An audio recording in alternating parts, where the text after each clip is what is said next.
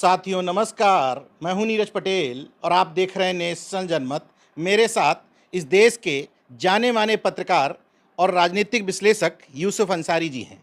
मैं बहुत सालों से जानता हूं आपको। आप लगातार मूवमेंट में भी सक्रिय रहे, पत्रकारिता में भी सक्रिय रहे, राजनीतिक विश्लेषक के तौर पर भी काम करते रहे।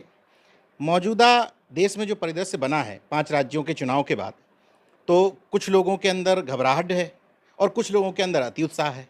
ऐसे में आगे आने वाली पॉलिटिक्स, खास तौर पर उत्तर प्रदेश का चुनाव होना है, आप यूपी को करीब से समझते भी हैं, किस नज़रिए से देखते हैं? देखिए, जो 5 राज्यों के विधानसभा चुनाव हुए, इसके जो मिले-जुले नतीजे आए हैं, उसमें कांग्रेस के लिए बड़े संतोष की बात रही कि उसने 10 साल बाद केरल की सत्ता में वापसी की।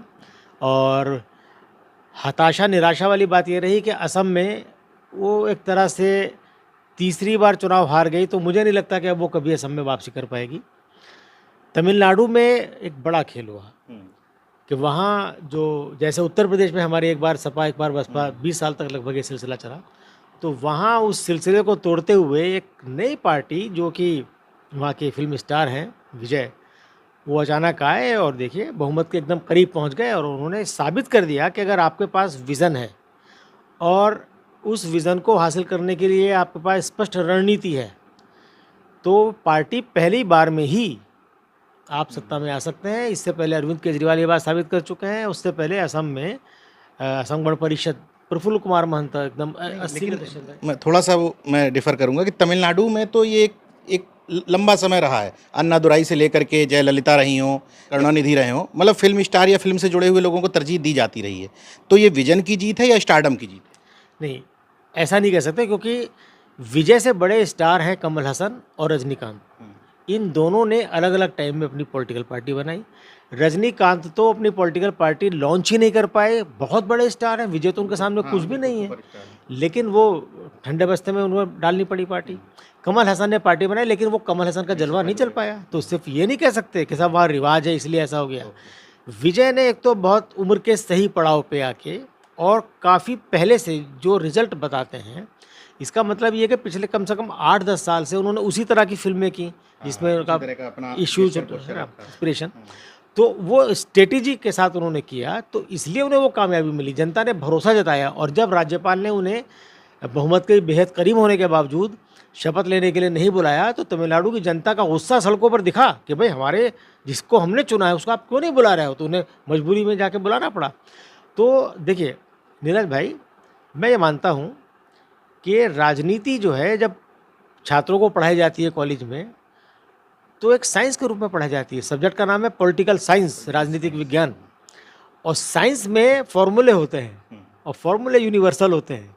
अगर V equal to U+80 India में है तो पाकिस्तान में भी होगा, अमेरिका में भी होगा, कनाडा में भी होगा।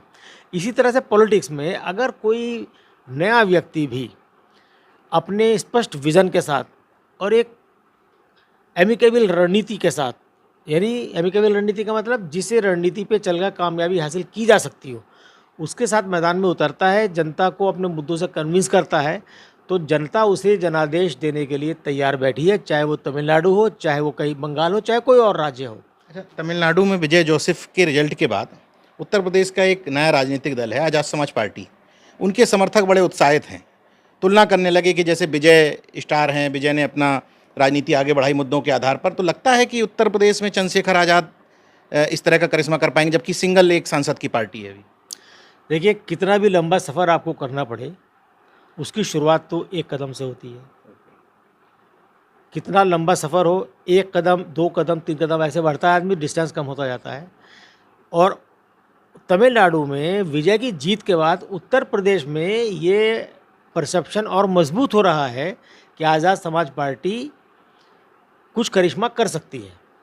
उसके पीछे वजह यह है कि उत्तर प्रदेश में प्रदेश के मुद्दों पर, जनहित के मुद्दों पर, वंचित समाज के मुद्दों पर, मुसलमानों के मुद्दों पर एक ही आवाज़ उठती दिखती है, वो है चंद्रशेखर आज़ाद की। वो आदमी फील्ड में नज़र आता है भागदौड़ करता हुआ। तो राजनीति में मैंने इतने दिन ऐसे पत्रकारिता के तौर पर मैंने देखा, एक पॉलिटिकल एनालिस्ट के तौर पर देखा, पॉलिटिकल एक्टिविस्ट के तौर पर भी देखा, राजनीतिक पार्टी का हिस्सा भी मैं रहा हूँ। तो मैं ये मानता हूँ, और हमने मान्यवर काशीराम जी को बहुत करीब से संघर्ष करते हुए देखा। मेरे घर के बिल्कुल बगल में उनका ऑफिस था, तो 1985 में जब पहली बार मायावती बिजनौर से बाई इलेक्शन लड़ी तब से मैंने उनको देखा। तो मैं ये मानता हूँ कि राजनीति में जो मुद्दों पर अड़ता है, लड़ता है, वही आगे बढ़ता है। अच्छा। तो उत्तर प्रदेश में मैं ये मानता हूँ कि 2027 के विधानसभा चुनाव में चंद्रशेखर आज़ाद और उनकी पार्टी आज़ाद समाज पार्टी के लिए असीम संभावनाएं हैं। राजनीति तो वैसे भी असीम संभावनाओं का खेल है, कुछ भी संभावना हो सकती है, और ये उनके लिए गोल्डन अपॉर्चुनिटी है अपने आप को उत्तर प्रदेश की राजनीति में एक विकल्प के तौर पे पेश करने के लिए, और उस अपनी पार्टी की जड़ें मजबूत करने के लिए गोल्डन अपॉर्चुनिटी, इससे अच्छी अपॉर्चुनिटी मिल नहीं सकती है। अच्छा, उत्तर प्रदेश की जब बात होती है तो कहते हैं कि विकल्प नहीं है, तो मुस्लिम समाज बीजेपी को रोकने के लिए सपा की तरफ चला जाता है, कभी बसपा की तरफ चला जाता है, कभी कांग्रेस भी उसी में संभावनाएं तलाशती रहती है। अब ओवैसी साहब भी उसी में संभावनाएं तलाश रहे हैं।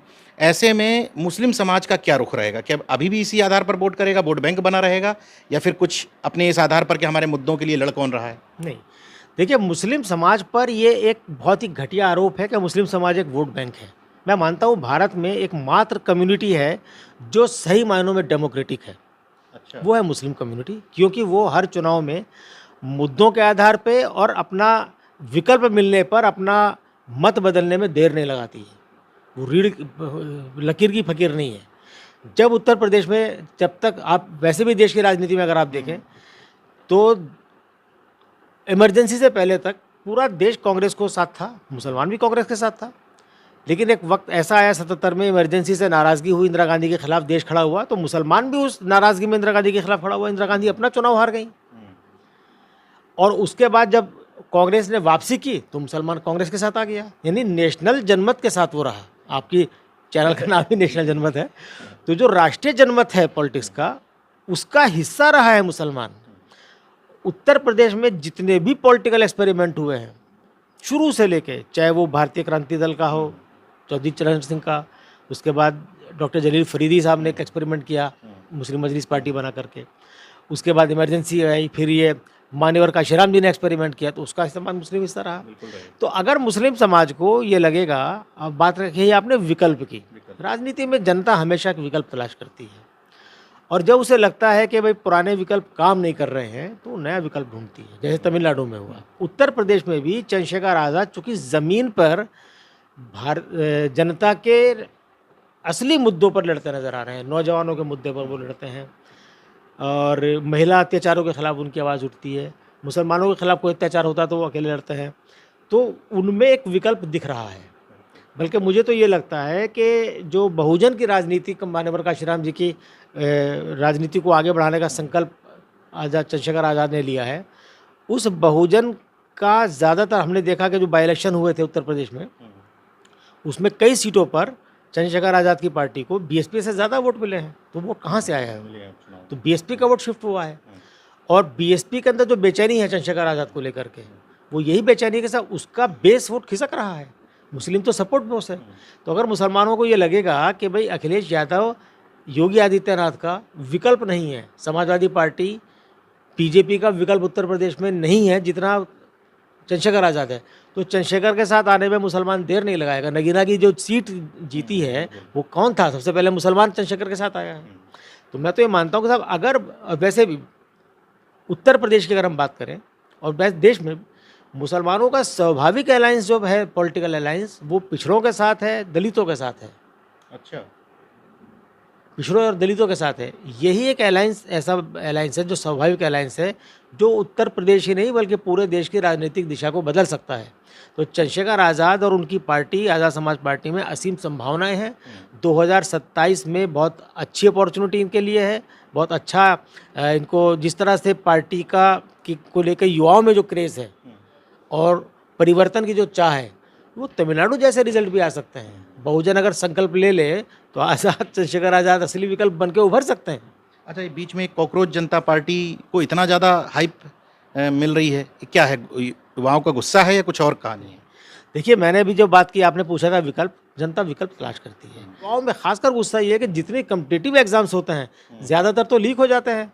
तो नौकरियां लोगों को मिल नहीं रही हैं। अब नीट के बाद जो जवाब में गुस्सा, देखिए नीट की तैयारी करते हैं, लाखों बच्चे तैयारी करते हैं और उसका एक माइंड सेट होता है कि भाई हमें फला तारीख को एग्ज़ाम देकर हम अपना आपको रिलैक्स कर लेंगे। 4 दिन बाद पता चलता कि साहब पेपर तो लीक हो गया था, अब उन्हें दोबारा देना पड़ेगा। किस मेंटल टॉर्चर से वो गुजरेंगे। तो वो जो गुस्सा आया है, जब ऊपर से सुप्रीम कोर्ट के चीफ जस्टिस ने कह दिया कि साहब ये तो कॉकरोच है जो बेरोजगार बच्चे हैं, ये इतना बड़ा तमाचा है लोकतंत्र के मुंह पे, युवाओं के मुंह पे। तो उसके बाद जो गुस्सा पनपा है वो गुस्सा कहीं तो निकलेगा, चूंकि मेन स्ट्रीम की जो पार्टियां हैं, चाहे वो कांग्रेस हो, सेंटर में तो कांग्रेस ही है, और प्रदेश में, हमारे प्रदेश में, उत्तर प्रदेश में समाजवादी पार्टी है या बीएसपी है, जो कि अब कह सकते हैं कि एकदम इनएक्टिव है, और अलग अलग राज्यों में अलग अलग पार्टियां। तो वो जनता की आकांक्षाओं पर पूरा नहीं उतर रही हैं। इसलिए एक किसी ने सोशल मीडिया पे, कोई पार्टी के रजिस्टर तो हुई नहीं है, कोई पार्टी नहीं है, तो सोशल मीडिया पे उन्होंने एक शगुफा छोड़ा और उस शगुफे से 21 मिलियन 22 मिलियन लोग जुड़ गए, यानी 2 करोड़ से ज़्यादा लोग। तो अब सरकार को ये डर है कि भाई अगर ये 2 करोड़ लोग एक आदमी की आवाज़ पे कहीं इकट्ठा हो जाएं तो क्या नेपाल जैसा हाल हो सकता है, श्रीलंका बन सकता है, क्या बांग्लादेश बनेगा। तो सत्ता इतनी घबराई हुई है, तो ऐसे में ज़मीन पे कौन विकल्प बनेगा? ज़मीन पे वो विकल्प बनेगा जो ज़मीन पे संघर्ष कर रहा होगा। भाई सोशल मीडिया पे तो वोटिंग नहीं हो रही है, लेकिन कॉकरोच जो कहा गया उसके बाद जो जिस तरह से कई हमने देखा कि कई सोशल एक्टिविस्ट कॉकरोच का चोला पहन के अपना चल रहा है, दफ्तरों में पहुंच रहे हैं, दफ्तरों में बवाल मचा हुआ है कि हम भी कॉकरोच, हम भी कॉकरोच। तो ये जनता का गुस्सा प्रकट करने का एक तरीका है, लेकिन चुनाव में इसका असर तब पड़ेगा जो पार्टी अपने स्टेट में विकल्प बनता हुआ दिखेगी, जनता उसकी तरफ जाएंगे, युवा उसके साथ जाएगा। आपने डीएमके की भी चर्चा की और तमिलनाडु की भी चर्चा हुई। एक परसेप्शन बनाने की कोशिश की जा रही है इस रिजल्ट के बाद, भले ही कांग्रेस जीत गई केरल में, इसकी चर्चा नहीं हो रही है कि जो सनातन का विरोध करेगा वो इसी तरीके से निपट जाएगा जैसे स्टालिन हारे और वहाँ ममता बनर्जी हारी। ये तो बीजेपी नैरेटिव बनाने में माहिर है। तो बीजेपी वाले ये बताएं कि अगर सनातन के विरोध की वजह से उदयनिधि ने जो बयान दिया था सनातन के विरोध में, बाद में भी उन्होंने कहा, बाद में भी कहा, अगर उसकी वजह से तमिलनाडु में डीएमके हारती तो फिर बीजेपी को जीतना चाहिए था। बीजेपी कहाँ जीती? वहाँ 1 सीट जीती, और जीता कौन? विजय, जो घोषित रूप से क्रिश्चियन है। तो ये तो परसेप्शन गलत है। दूसरी बात ये है, धर्म जो है, कार्ल मार्क्स ने कहा था, आपने पढ़ा होगा कि धर्म एक अफीम है। मैं मानता हूँ कि साहब अफीम से भी बड़ा अगर कोई नशा है तो वो धर्म का नशा है। वो पिला के डोज दी जा रही है, हिंदू मुसलमान, जैसे वो नशा उतरता है वो फिर 2 बूंद दी जाती है, 2 बूंद नशे की चलता है। तो लेकिन इसका नशे से आदमी कभी तो उभरेगा, ऐसा तो नहीं कि हमेशा चलता रहेगा। जो लोग आज पागल हुए जा रहे हैं, भक्ति बने हुए हैं पूरी तरह से, जब उनके बच्चों को रोज़गार नहीं मिलेगा, उनको बेहतर स्वास्थ्य सुविधाएं नहीं मिलेंगी, अच्छे स्कूल, देखिए आप प्राइवेट स्कूलों के, क्या सरकार का काम है इस देश में सस्ती और एफोर्डेबल एजुकेशन और हेल्थ सर्विसेज मुहैया कराना, क्या कहीं मिल पा रही हैं? टैक्स, एक गरीब से गरीब आदमी भी टैक्स दे रहा है, जो बीपीएल में रह रहा है वो भी जब बिस्किट खरीदता तो जीएसटी के रूप में टैक्स दे रहा, उसके बदले में उसको क्या मिल रहा है? क्या सरकार का ध्यान अस्पतालों में सरकारी स्वास्थ्य सेवाएं सुधारने पर है? क्या आज कोई आदमी अपने बच्चों को सरकारी स्कूलों में पढ़ाने की ज़रूरत हिम्मत कर सकता है? जबकि होना ही चाहिए कि सरकार की जिम्मेदारी है। प्राइवेट स्कूलों की लूट अपनी चरम पर पहुंच चुकी है। तो इस सब के खिलाफ गुस्सा आ रहा है। बात विकल्प की है, तो जो पार्टी अपने आप को विकल्प बनता हुआ दिखाएगी उसको फ़ायदा, वो उसको लोग हाथों हाथ लेंगे। अंतिम सवाल, चूंकि लंबा तजुर्बा है पत्रकारिता का आपको, तो इस समय देश की जो पत्रकारिता है उसको तमाम नामों से जाना जाता है। एक नया नाम मेरे मन में अभी आ गया आपसे बातचीत करते हुए, मेलोडी पत्रकारिता। तो इस मेलोडी पत्रकारिता के दौर में कितना अंतर पाते हैं आप, पुरानी जिस समय आप शुरू किए थे और आज की जो, इसको पत्रकारिता क्या कहें? खैर आप ही बेहतर बता सकते हैं। मैं कहता हूँ कि मीडिया की आरआईपी बहुत पहले हो चुकी है। हम लोग उसकी सड़ी हुई लाश, जिन मूल्यों को लेकर के हमने पत्रकारिता में आने का फैसला किया था, वो मूल्य ध्वस्त हो चुके हैं। जो सोशल मीडिया पे लोग कर रहे हैं, डिजिटल मीडिया जो है, जो छोटे छोटे प्लेटफॉर्म है, ये अगर एकजुट होकर कोई बड़ा प्लेटफॉर्म बनाते हैं तो पत्रकारिता का कोई विकल्प तैयार हो सकता है। अदरवाइज़ जिस तरह कॉरपोरेट हावी है उसके ऊपर, और सरकार के विज्ञापन पर चूँकि ज़्यादातर मीडिया निर्भर हैं, तो इसलिए निष्पक्ष पत्रकारिता की तो उम्मीद बड़े चैनलों से, बड़े अखबारों से तो नहीं की जा सकती है। उसका भी कोई ना कोई विकल्प यहीं से निकलेगा, मतलब पब्लिक फंडिंग से निकलेगा। जैसे विदेशों में होता है कि भाई अगर जनता को हर चीज़ का लिए पैसा, बच्चे को ट्यूशन पढ़ाना है तो फीस देनी होती है, आपको नाई के पास जाके बाल कटवाना है तो उसका पैसा देना है, चाय के खोखे पे खड़े होकर चाय पीनी उसका पैसा देना है। तो अगर आपको अच्छी खबरें चाहिए, सच्ची खबरें चाहिए, तो भाई उसके लिए आप जनता पे करें। बहुत सारे प्लेटफॉर्म हमारे यहाँ आ गए, मीडिया अवेयरनेस है ही मीडिया नहीं। अवेयरनेस धीरे धीरे हो रही है। इस निगेटिविटी के दौर में आपने यूसुफ अंसारी जी को सुना, न सिर्फ पत्रकारिता में लंबा समय आपने गुजारा, बल्कि राजनीतिक चिंतक के तौर पर और एक राजनीतिक पार्टी के पदाधिकारी के तौर पर भी काम कर चुके हैं। तो आपके अनुभव से हमने ये समझने की कोशिश की कि निराश मत होइएगा।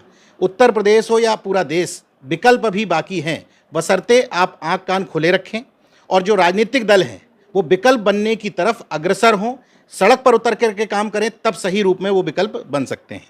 बाकी देखते रहिए नेशनल जनमत, जागरूक और सजग बने रहिए। जय विज्ञान, जय संविधान, जय लोकतंत्र। धन्यवाद।